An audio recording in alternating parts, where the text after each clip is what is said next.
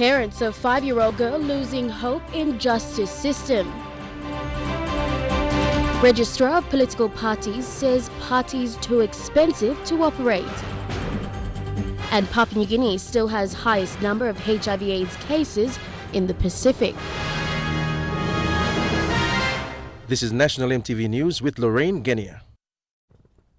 Thanks for joining us. Welcome to Wednesday's news. The parents of the 5-year-old girl who was abducted and raped in September have been going to police to investigate and arrest the suspects, but not enough has been done to hold the perpetrators accountable. It's over 4 months now and the parents have lost hope in the justice system. Rachel Shise reports from Madang. She is 5 years old, a child, a minor, and she was kidnapped and raped by 2 adult men. It's been 4 months of coming and going to the police station to seek assistance to bring the suspects to justice they rightfully deserved. Case blumidla.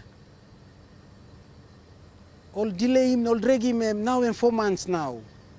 Midlay him on money blumitupla, lo walk about, lo extra case. No ka money mitupla walk about lo lake na kam ko. Lo emi no sta backside lo mi wante man blumi na pigini ni blumi bat mitupla no ware mitla kama posem policeman Mary lo mitupla yet. First place mitupla kama policeman Mary lo mitupla yet mitupla paining pigini ni lo mitupla. The Madang Provincial Council of Women was very supportive of the couple when they sought help. The council's president, Mary Kaman, wrote a letter to the provincial police commander at the time, who is now the outgoing PPC, to make sure justice is brought to the suspects. One of the suspects was arrested, released, arrested again, and whether he was released again or if his other accomplice has also been arrested is yet to be confirmed by the police at this time. Law ino bisi lo mi kain manosem. Ating lawyer. Human right law law blong money man sol. I'm out me looking long na mi film long now ya. Na mi talk. True law talk out blumi mi talk lo yupla all man suppose this lam come up lo yupla feeling one kind pain no sem now me feeling. The child's rape may be related to other incidents, but according to representatives of organizations against sexual violence, this doesn't give the right for the 2 men to do what they did to this child. Rachel Shise, National EMTV News, Madang. Counting for the Ijivitari Open by-election is into its 14th elimination round. As of 4 o'clock this afternoon, People's National Congress Party man David Aurora was in a commanding lead with 7,275 votes. Trailing with over 5,440 votes behind was United Resources Party candidate John Warrison.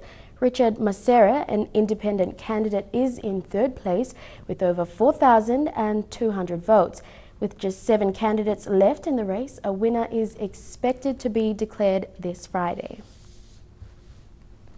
Political parties in Papua New Guinea are too expensive to operate compared to other neighbouring Pacific countries.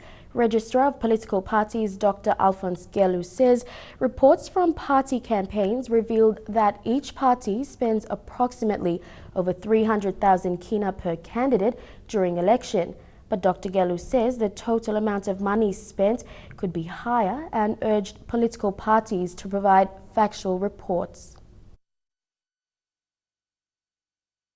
The financing of candidates in PNG during elections is getting expensive. Political Parties Registrar Dr. Alphonse Gelu says parties in PNG are spending a significant amount of money on candidates. The amounts spent are not fully documented and presented to the registry, but it is believed the parties are spending huge amounts of money compared to neighboring countries in the Pacific. Many of these political parties, they have money, and the returns that they've given to us basically does not reflect the real amount of money they have spent in the elections. As the 2017 election approaches, 35 registered political parties will go into the race. But of that number, the registry is concerned that many party policies are similar, giving limited option for the voters to choose accordingly. One of the things that we have to very carefully in Papua New Guinea is that we have these 35 political parties. All their policies are all the same. And that is one of those weaknesses in our party system. In a session with party's executives this morning, the registrar highlighted changes to the new organic law on political parties that is now before Parliament. Under this new law, MPs who wish to move from one party to the other will have to distance himself as an independent candidate first, then repay all the money used by the party during his campaign. If you want to leave your party, you can leave, but you will not join another party. According to the revised organic law, you become an independent member. But before you do that, you have to repay all the money that the party has given you. Party executives who wish to stand for election will have to resign and appoint new executives 6 months before nominations. Quinton Alom, National EMTV News. Prime Minister Peter O'Neill has extended sympathy and condolences to the family of the late Simon Kaiwi. Mr. Kaiwi served as Electoral Commissioner and a parliamentarian representing the Ijivitari people and was also a member of the People's National Congress Party. The late Mr. Kaiwi was instrumental in the introduction of district development authorities. He also contributed to the development of solid policies in the areas of health and education that are now at the heart of the People's National Congress Party. PNGDF soldiers have rediscovered 3 border monuments in Western Province during the 2015 border security operations. These monuments mark the land border between Papua New Guinea and Papua Province of Indonesia. Built in 1983, the monuments have been rediscovered after 32 years. Tekla Gunga reports. The rediscovering of the border monuments is one achievement highlighted by the commanding officer for the 1st Battalion Pacific Islands Regiment, Lieutenant Colonel Anderson Naipo. The Lieutenant Colonel made these remarks during the commanding officer's end-of-year parade in Port Moresby this morning. We must maintain the national government's presence along the land borders by our presence along the southern part of the country. Military operations for the 4 companies at 1RPIR in 2015 included the deployment of 1 platoon from Delta Company to Ella on Operations Vagos 2 in June. 1 platoon from Alpha Company deployed to Enga to assist civil police on Operations Vagos 3 also in June, and a platoon from the field engineers in the support company sent to assist in the rehabilitation of the Highlands Highway. I encourage us all to stick to that attitude in the years ahead when dealing with such problems that affect us one way or another. Reflecting on the security operations, Commanding Officer Naipo believes the unit has improved on how it has responded to certain issues like the standoff between the defense and police last Friday. As a way forward for the battalion, Lieutenant Colonel Naipo and his team will be running a number of trainings for the soldiers to upskill them for border operations. Charlie Company will have the initial employment training course for the first lot of the 76 plus the 40 soldiers in February. The commanding officer's end-of-year parade commemorates all military operations conducted by the 1RPIR in 2015. An additional 70 officers will be added to the Charlie Company in 2016. Tekla Gunga, National EMTV News. The PNG Defence Force will continue to promote officers who serve the state with loyalty. Today, during the Commanding Officer's end-of-the-year parade, 12 officers were promoted to their new ranks. 1st Battalion Royal Pacific Island Regiment, Commanding Officer Lieutenant Colonel Edison Napio presented the badges to the 12 officers. These officers were from different companies. One from the Goldie River Barracks, They were presented the new badges by the parade host, Edison Napio, witnessed by the families and colleagues both from the PNG Defence Force and the Australian Defence Force. Those promoted include a lieutenant, 7 sergeants, a corporal, a lance corporal, a chief ward officer, and a ward officer. Some of them have served the army for over 10 years. Promotions are given to officers based on their performance from field, barracks, and leadership skills, and is a boost to the duties. The new roles will be effective come 2016. Marilyn Diaukatam, National EMTV News. Police Commissioner Gary Baki has been included as the third plaintiff in a court case challenging Chief Magistrate Eliakim's refusal to dismiss the warrant of arrest that was issued against Prime Minister Peter O'Neill. While Baki was included without opposition, a similar application for police officers Matthew Damaro and Timothy Gitua to join the proceedings as defendants was contested by opposing lawyers. Judge Colin Mackay will hand down his decision on this application next week, Monday. In the same sitting, Judge Mackay heard submissions to stop a judicial review on the termination of Timothy Gitua and Thomas Elu from the police force. Judge Mackay's decision on this matter will also be handed down next Monday. Among stories after the break, B-Mobile, Vodafone and NASFAN's partnership to benefit members. Stay with us.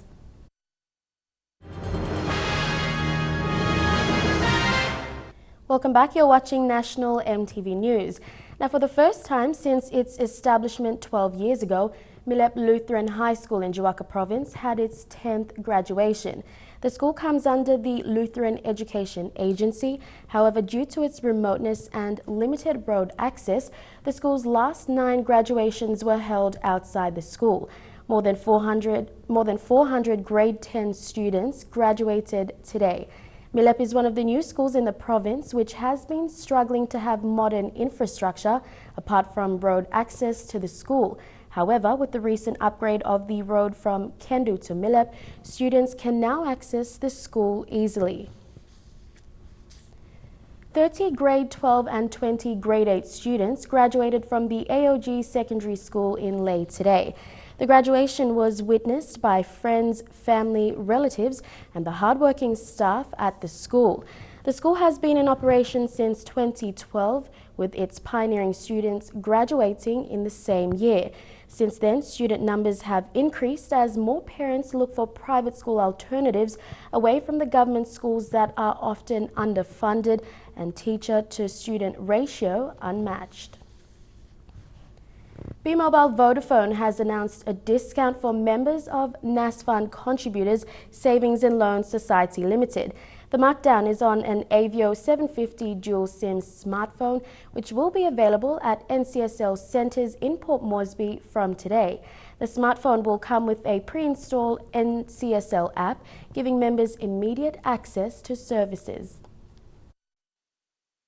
B-Mobile Vodafone is now offering NCSL members an Avio 750 dual SIM smartphone at a discount of 50 kina. The market price for this handset is 149 kina, but with an NCSL membership, the same phone can be purchased for just 99 kina. Normally these phones are around about 149 kina, but for the NCSL members, it's 99 kina. So part of that is to bring that affordability of smartphones and smart devices into people's hands. NCSL General Manager Vari Lahui explained that as part of the promotion, the NCSL app will also be installed onto the smartphone for convenient access to services. Board Chairman of NCSL and NASFAN CEO Ian Tarutia said NCSL will be upgrading the app for improved services for its members. We are in a day and age of being smart. Technology is here. To address a large mass of people, you need to be smart in the way you do your business. PNG is geographically challenged already. NCSL has grown to have over 76,000 members throughout the country. NCSL is confident that this partnership with B-Mobile Vodafone will grow and provide more opportunities for the mutual benefit of both companies. Deli Waigeno, National EMTV News. The Royal Papua New Guinea Constabulary Commissioners Conference, hosted by the Autonomous Region of Bougainville, successfully ended on a high note. Under the theme Strategically Positioning the RPNGC for Modernization, it will chart the way forward to make PNG a better and safer community. Fabian Hakelitz with this report.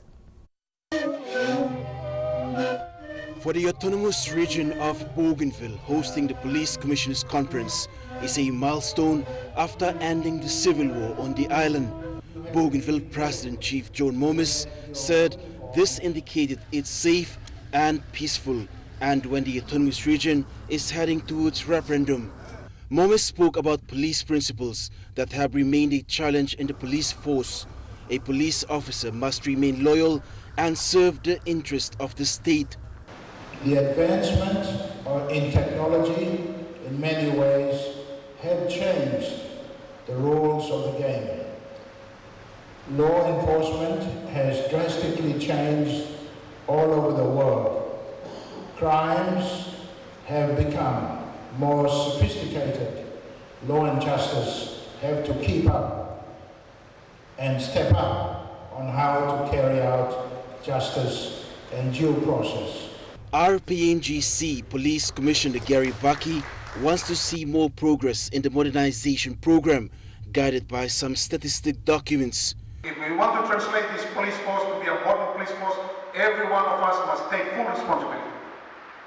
Meanwhile, the police hierarchies also visited several parts in the Autonomous Region of Bougainville, schools and the Chabai Rehabilitation Center, headed by Sister Lorraine Garasu with the Sisters of Nazareth. Fabian Hakelitz, National EMTV News. Representatives from the U.S. Embassy held a public forum on HIV/AIDS at the National Library yesterday to mark World AIDS Day. According to the global AIDS data, Papua New Guinea still has the highest number of HIV/AIDS cases and is ranked 4th in Southeast Asian countries. Papua New Guineans were challenged to continue the fight against HIV/AIDS every day and not just on World AIDS Day. The commemoration of the day brought to light approaches that communities, advocate groups and NGOs have adopted to produce accurate statistics in order to effectively treat HIV-infected patients and bring death tolls to zero. According to Dr. Percy Pokea, CDC Senior Advisor, approximately 34,000 are known to be infected with the virus, 16,000 of which are receiving antiretroviral drugs. Those are based on the numbers available, based on the reports that people who are actually coming to test. So but we know that there are people out there who don't know that they are positive, but they are still walking around. So the idea is to encourage people to get tested. One thing that drugs aren't able to cure is the stigma and discrimination that HIV victims deal with every day. Brad Coley, economic officer with the U.S. Embassy, said it was the main reason for the poor state of every country's surveillance systems, and PNG is no exception. On a similar note, U.S. Ambassador Walter North said in his speech the government needed to do a better job of reaching key populations, sex workers and transgender people. He said they are at a higher risk of getting infected with HIV. They face even higher levels of discrimination and stigma, which can scare them away from treatment. I hope that the department will also redouble its efforts to work with health providers to create health services that are welcoming to people who are different, to people who are like you and I, but who have real needs. U.S. Embassy Deputy Chief of Mission Joel Maybury challenged Papua New Guineans to continue the fight against HIV and AIDS every day and not just on World AIDS Day. He said HIV advocates could only do as much as speak for the HIV patients forced to live in the shadows. But if many are unable to come out in fear of being ill-treated, how can we stop the spread of HIV? Criminating them does little to help bring this epidemic under control. Melissa Goviro, National EMTV News. Opposition leader Don Pollier wants discussions of HIV and AIDS to be conducted openly in households. Pollier says PNG's next generation is faced with many tempting challenges, but parenting can play a vital role in open family discussions. The opposition leader says a systematic testing method should also be established in the country. Pollier stressed this message at a World AIDS Day commemorative ceremony in Port Moresby yesterday. We must now speak openly, freely, want them clear thinking, long HIV/AIDS, no risk long him. We must ask him, when him is have cause him this blessing, when him what is have bring him seeking him inside. Now how said by you may stop him before infect him or loved ones for Yumi or Yumi here. And now looking at our finance news, the Kina closed unchanged at $0.3375 US in the interbank market. At Bank South Pacific, your Kina was buying $0.3300 US, $0.4470 Australian dollars, $0.3072 euro and 40.24 Japanese yen. Looking at commodity prices at New York close, gold, coffee and copper closed higher, while cocoa closed the day lower, and palm oil closed lower, while crude oil and copper closed the day higher. And on the stock market, the Dow Jones closed at 168 points higher, the ASX closed at 19 points lower, and the All Ordinaries closed at 18 points higher. President Obama meets Prime Minister O'Neill. That story and more after the break.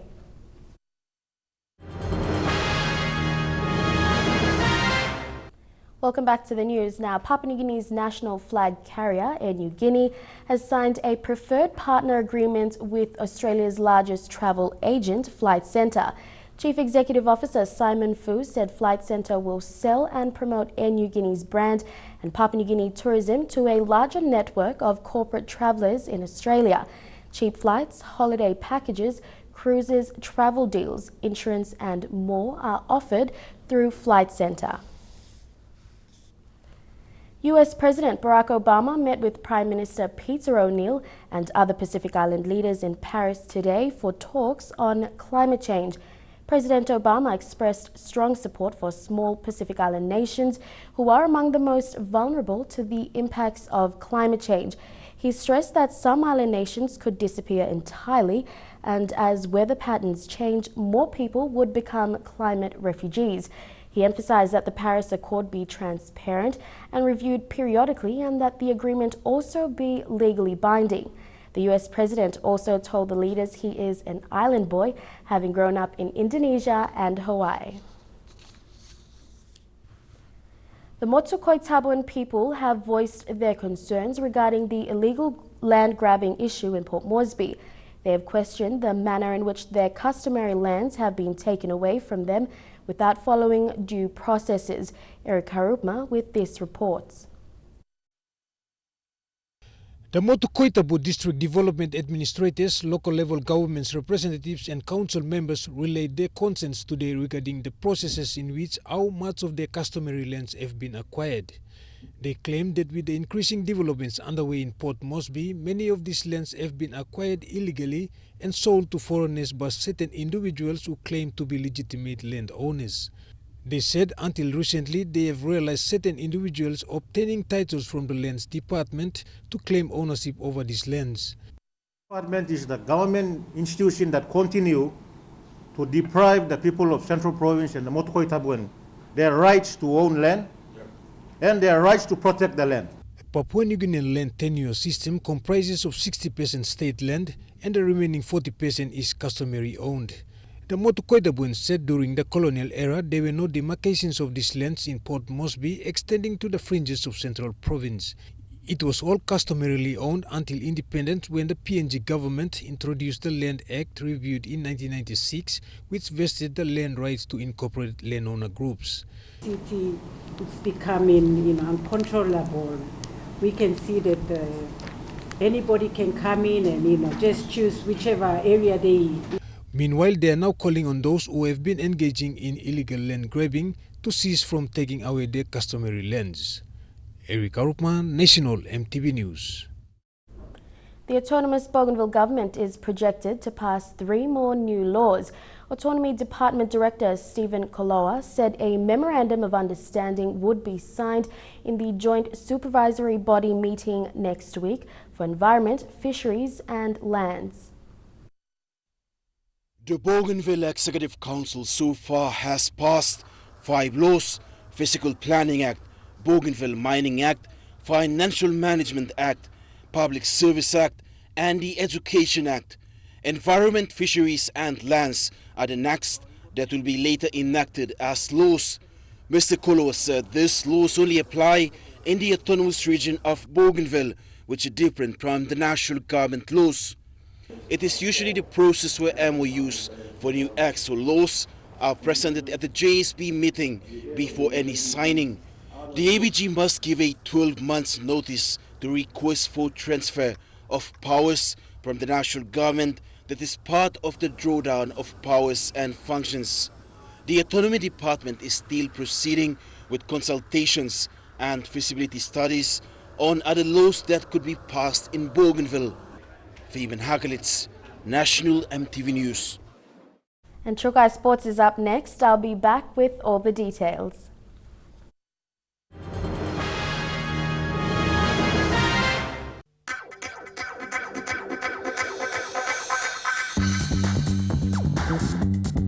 Trukai Sports.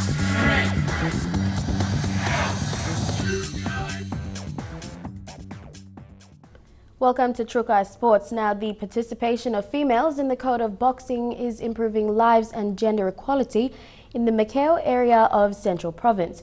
The president of Northeast and West, or New Macao Boxing, Matthew Isa, says the sport has developed young talents physically and mentally. They are now the champions from the just concluded National Boxing Championships in New Ireland.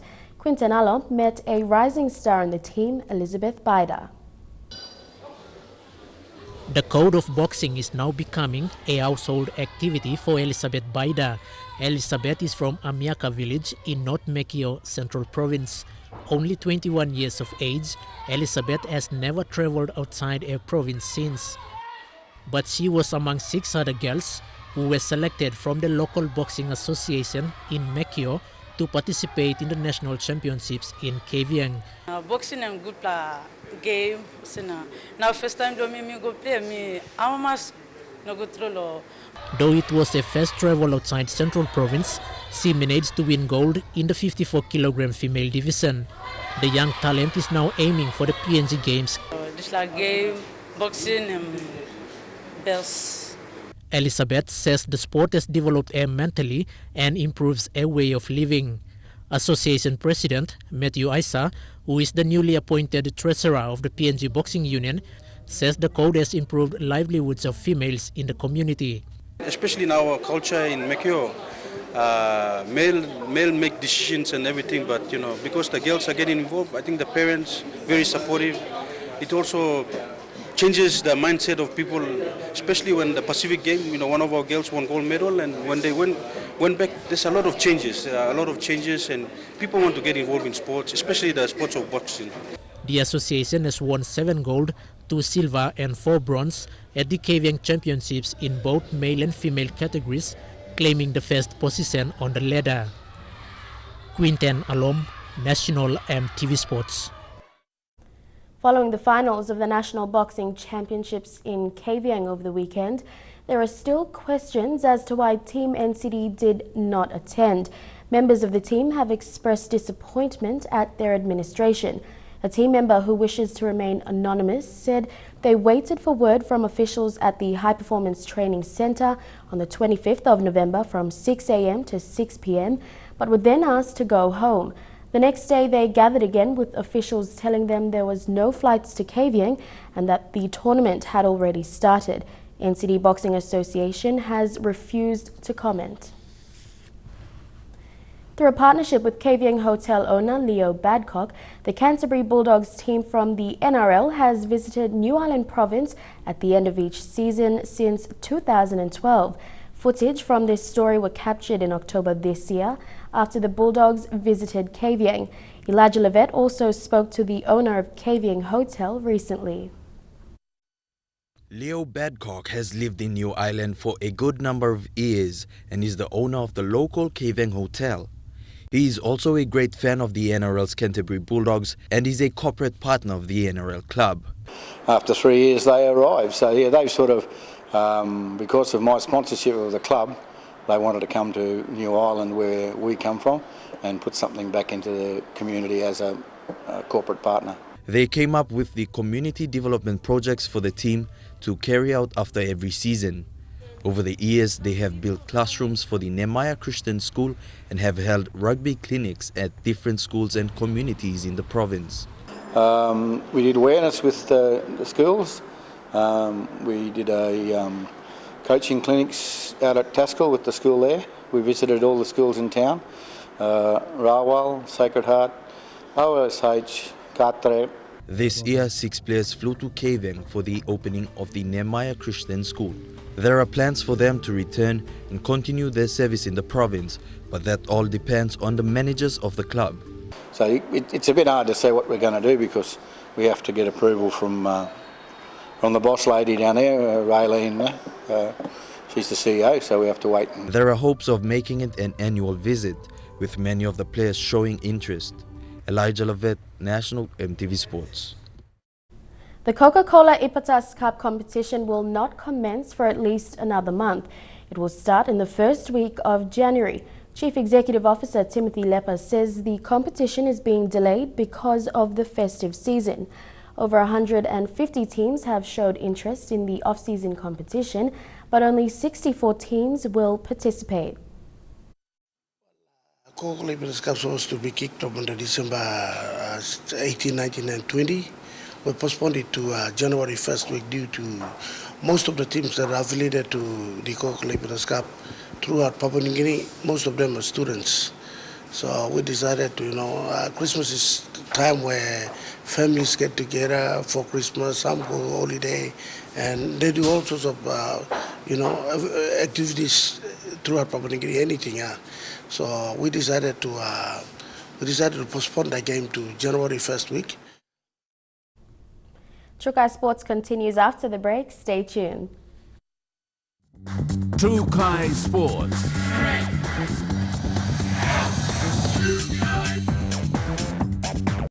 Welcome back to Trukai Sports. Now, the people of Alotau will enjoy the use of a new sports stadium opened recently in Alotau.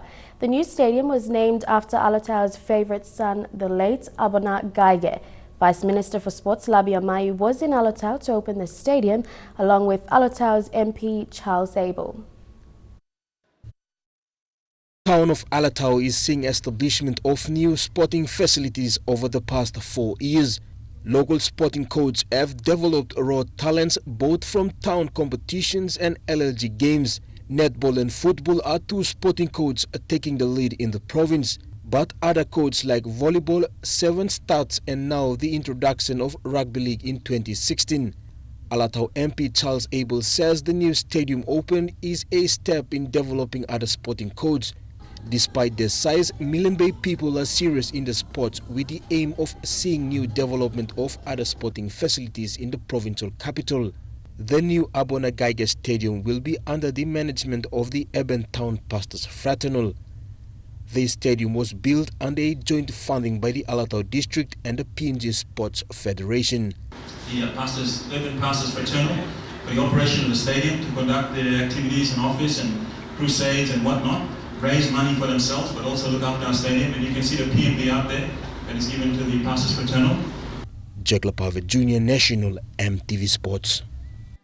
To the Telecom National Soccer League, and after a grueling 4-2 victory over Huawei PS in round 2, Erema Gulf FC is now regrouping as they face the tough task of meeting Hekari United.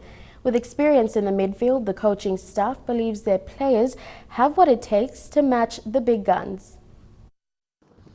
Having the team gel after a relatively short pre-season would always be a difficult proposition for the Gulf side. However, under the guidance of experienced coaches, Erema are now beginning to find their feet. A round 1 loss to PKA Rapatona kick-started their season campaign, and while they had scored first, compatibility in the midfield had seen them struggle. But the round 2 win over Huawei PS United, with 4 goals to show for it, has Erema showing the rest of the competition they are striving to improve. The side will be facing Hekari FC this weekend. Hekari, who are still working on their defensive issues, with new recruit Remuera Tekieta in the center and Otto Kusenan on his left, could be exposed along their flanks if Erema can utilize a quicker attack from the midfield in third. And while Hekari forward Koreko Paiga is in doubt for the weekend, Erema know the quality of their opposition. While it may seem a daunting task, Hekari were not unbeaten last season, going down at one stage to Besta FC. Then, of course, there was the devastating semi-final against Madang, and that should give Erema FC some hope, if they can play their cards right. Jeremy Mogi, National, EMTV Sports. And to cricket, a resilient Pacific MMI PNG Lewis outfit lost their final pool match against the undefeated Bangladesh team at the International Cricket T20 qualifier by 41 runs in Bangkok yesterday. Needing a win against the powerful Bangladesh team to advance to the semi-finals, the Lewis won the toss and sent the Bangladeshi women into bat on another humid day in Bangkok. In reply, Lewis struggled to get any real momentum in their batting, losing wickets on regular intervals and eventually bowled out for only 59 runs. This defeat puts them in third place behind Bangladesh and Scotland in Pool A and missing out on qualifying for the semi-finals. And that's a wrap on Trukai Sports. We'll have your weather details after the break.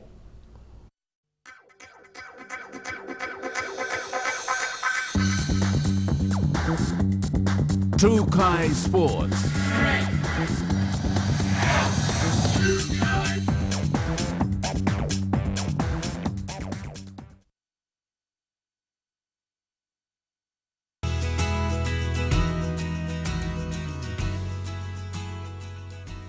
Your weather forecast for tonight and tomorrow in the southern region: cloudy periods with a chance of showers in Port Moresby, fine in Kerema, Daru and Alotau, and brief showers in Popondetta. And in the Momase region, few showers in Lae and Madang, and showers and thunderstorms in Wewak and Vanimo. In the New Guinea Islands region, showers and thunderstorms for Lorengau, mostly fine in Kavieng and Kimbe, brief evening showers in Kokopo and Rabaul, and showers for Buka. And in the Highlands region, few showers, then morning fog in Mount Hagen, brief showers and morning fog in Gorka, Kundiawa, Mendi and Wabe.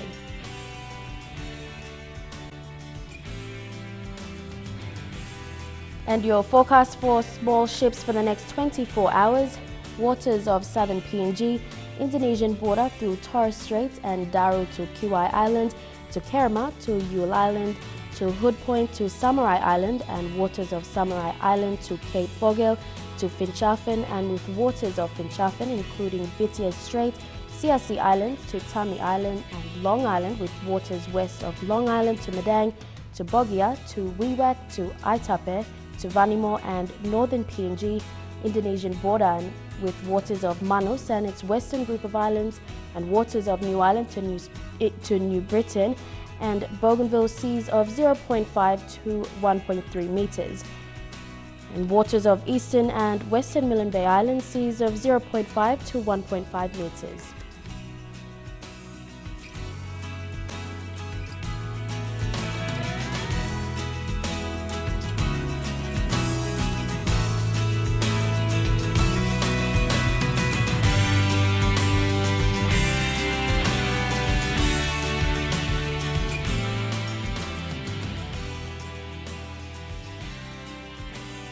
And your ocean forecast for PNG waters in the Coral Sea sees slight to moderate with east to southwest winds at 10 to 20 knots. And the Solomon Sea sees slight to moderate with southeast to southwest winds at 10 to 20 knots. Seas slight with west to southwest winds at 10 to 20 knots in the Bismarck Sea. And in the Pacific Ocean, seas slight to moderate with southwest to northwest winds at 10 to 20 knots. Now recapping our top stories for tonight. Parents of 5-year-old girl losing hope in justice system. Registrar of Political Parties says parties too expensive to operate. And Papua New Guinea still has highest number of HIV and AIDS cases in the Pacific. And that's been the news for Wednesday, the 2nd of December 2015. On behalf of the entire EMTV News team, I'm Lorraine Genya. Good night.